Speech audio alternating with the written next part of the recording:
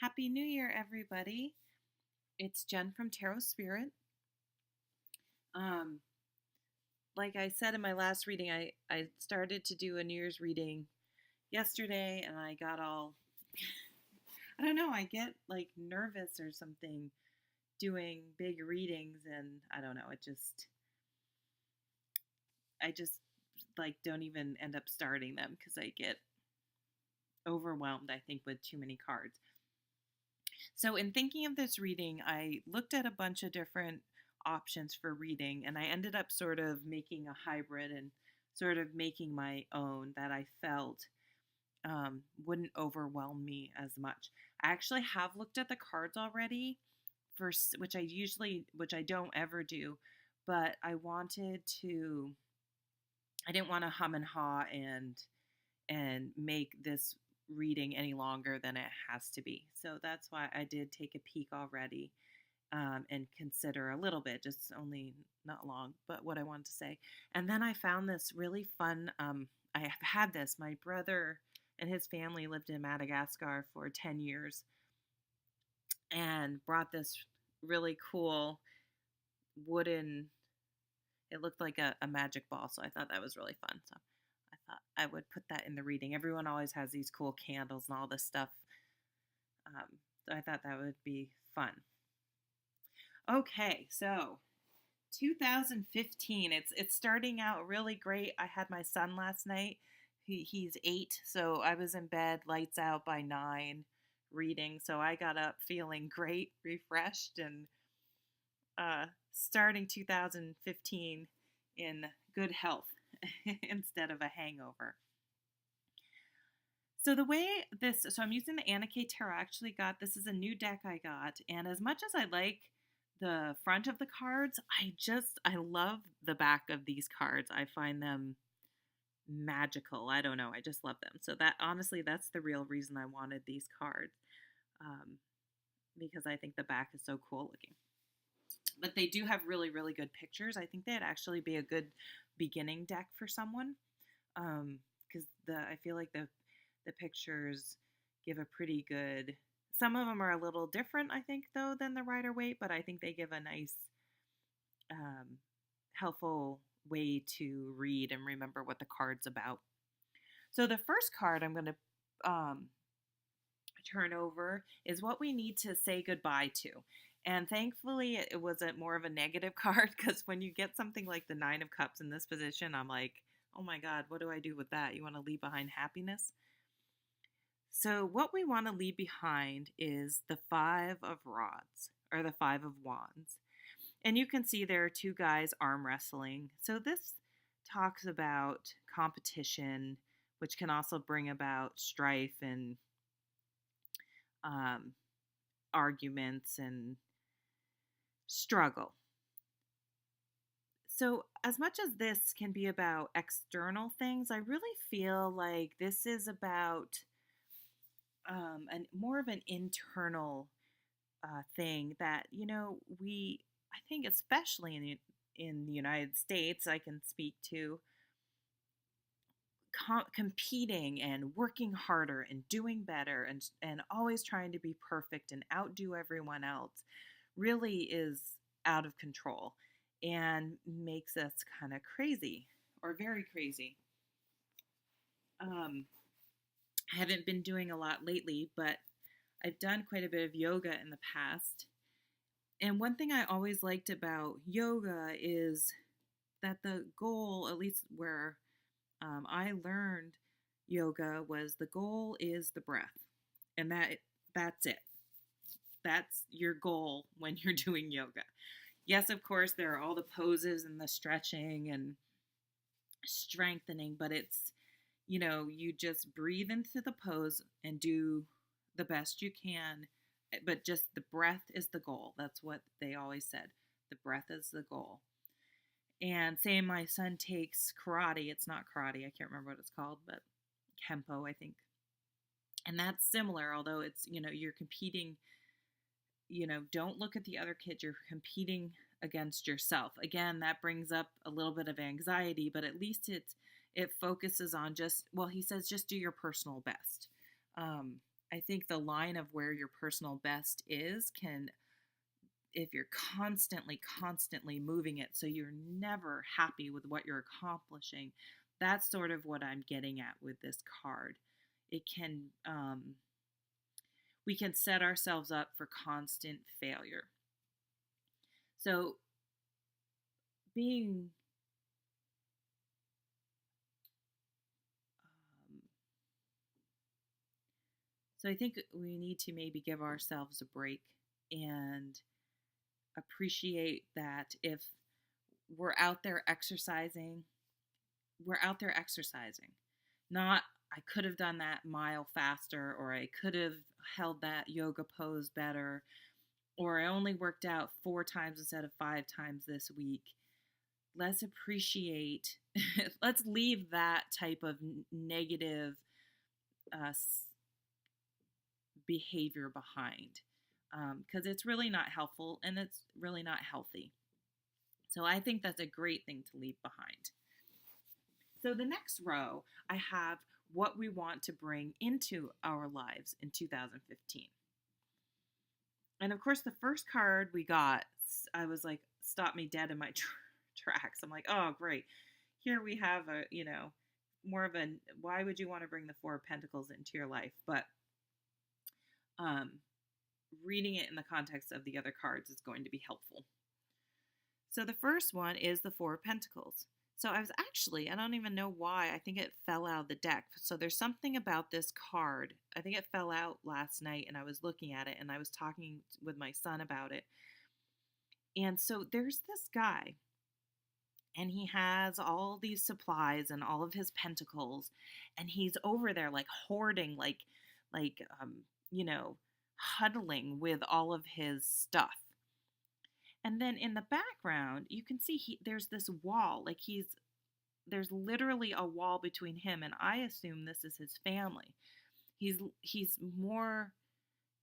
so interested in his possessions that to the exclusion of his family. So why the heck would we want to bring that into our lives, right? So I think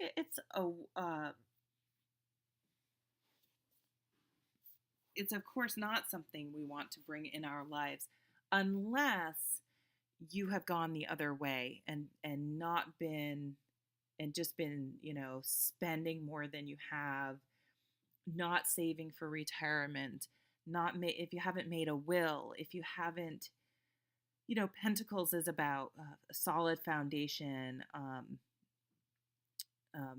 and points to like money, health, home, material things. But also part of building a solid family is being thoughtful and providing for your loved ones in inheritance, and that can be inheritance in giving them a loving home regardless of what kind of home it is. It could be a rental property. That doesn't matter. You can make a solid, warm home foundation for which your family can launch their lives feeling unconditional support and things like that. But if you haven't, part of taking care of your family is making a will in case something happens, making sure, setting things up so if something were to happen, that it doesn't have to go to probate court, that you have all your ducks in a row and everyone's taken care of and it's organized and everyone knows what the plan is. And so that type of stuff. So if you haven't done that, I would say the Four of Pentacles is suggesting that if you have been very free, that tightening things up is a good idea. And so for those of you that makes sense, or really, sometimes I can get a little overwhelmed with the cards, and I always think every card is about some huge situation, and that's really not true. And in fact, often they're of minor things. So if there's one area of your life that you haven't, that you need to, put some more structure into it, that could just be one part of your life, not every single part of your life. So think about, as terms of your finances, your home, health, things like that. things you can tighten up on a little bit and bring some more structure and be a little bit more possessive of that. Maybe it's your time, maybe being more possessive of your own time to do those things. Like, I am going to make time to exercise, and I may have to not neglect, but accept that I need to let something else go. So I think that would be a good way to look at the Four of Pentacles. Now, the Eight of Rods is the Eight of Wands in a traditional deck is all about quick change and being able to make things happen very quickly. In this deck, it's interesting. There's a message coming. So, I don't usually read this card in the context of a message. For me, it really means that once you set your mind to something, if you're passionate about it, you can make things happen very quickly, like setting your mind to it. So, if you're feeling challenged in one area that you really need to tighten up on, that you have to do something about to make things happen. Of course, there's the caution not to go too far to where this guy is. But if you need to really carve out time for your health or something like that, or for school, like I really need to go to school to get that job I want, to feel more secure. Once you've kind of decided on that, maybe write things down, start putting things into action that are going to make you accountable for it. So if you want to work out more, find a friend to work out with. My mom was just saying she runs every morning. She's 71. She runs every morning, and she said, I worry that if I didn't have, she meets a friend of hers and runs every morning. If she didn't have that friend, would she be as likely to get up and run? Whereas I walk on my treadmill, I have my treadmill in front of the TV. And I know some people think, oh, exercising and TV, like, make all these rules about it. It's like, well, you know what? I know if I have my show tape that I want to watch, that I'm going to get on my treadmill and watch my show. So I'm setting myself up for success in my area of what I think success is. And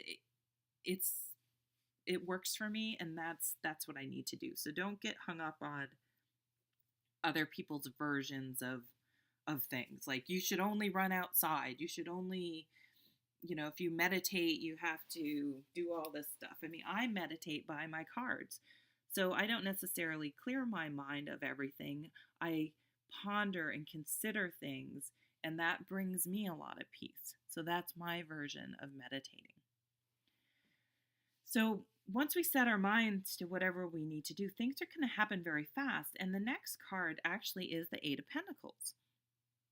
So we really want to make having two pentacles in this row about what we want to bring into our lives in 2015. We're really focused on health, home, family, making things feel more secure.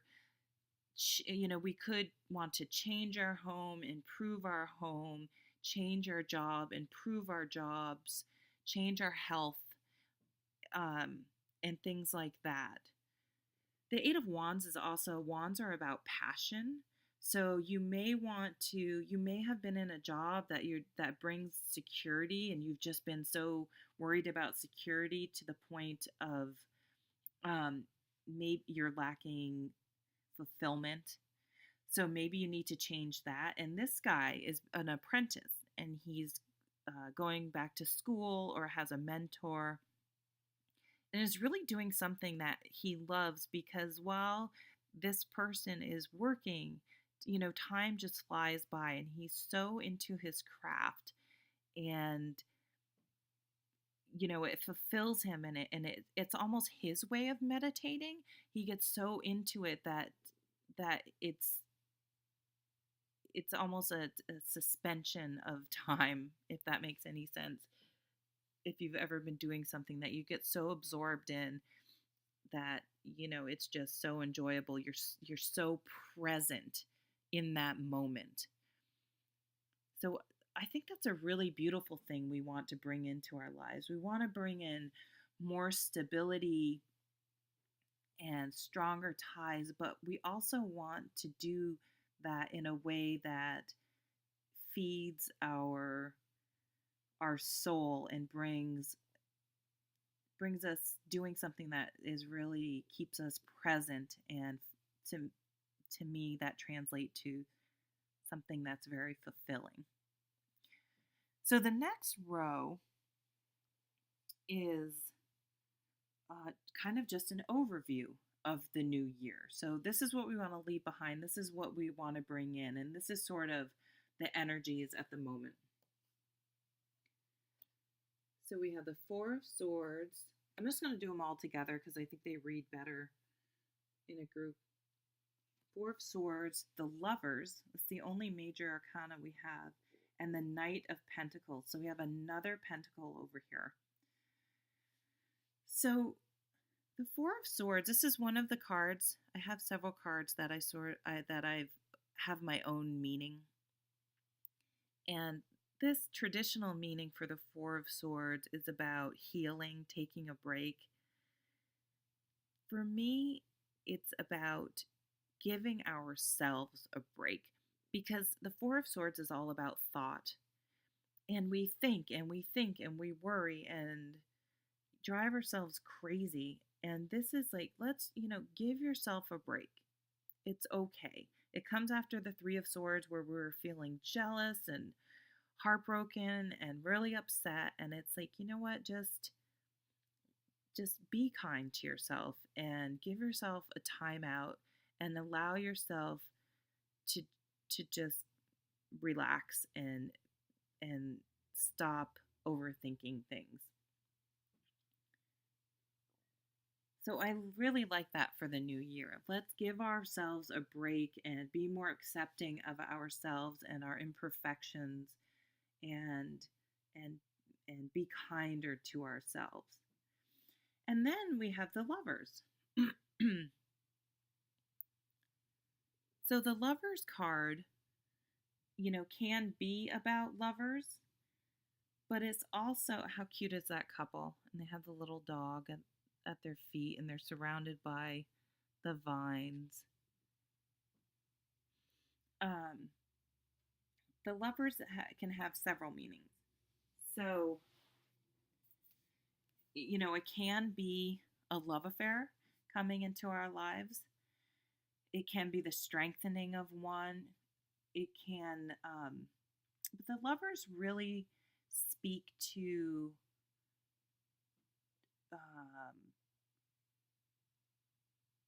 commitment. So if you've ever heard people say that, when you commit to someone, like when you get married, you just don't commit to someone the day you get married. You, every single day, all throughout the day, in some big ways, but many times, many little ways, you are constantly committing over and over again to that person that you married, or to the business, if you're in a partnership, that you're constantly making choices that honor and do not contradict that commitment you made. So it also talks about marrying the head and the heart, and making sure you don't make all your decisions from your heart, all the decisions from your head, but you can make thoughtful decisions that also feel good to your heart. And then the final card is the Knight of Pentacles. So I think this is a perfect card for what's coming, because it really does show that, because we had two pentacles down here and we really wanted to make a change in the areas of home and health and our work and practical things. This talks about change in that area. Now, the the Knight of Pentacles, I mean, you can see he's not charging in on a horse. He's put his, even though we do have some fast action here with the Eight of Wands, so we may be able to manifest, go from here to here pretty fast for the suit of Pentacles. But this guy has put his plan into action, and he's very patiently watching it and waiting for it to unfold. He doesn't force it. He knows that it's a process, and he knows he's laid the foundation for it to be successful. And there's no reason to be there fussing at people, nagging people, riding people, trying to get them to do better. He's done the work, he's done the homework,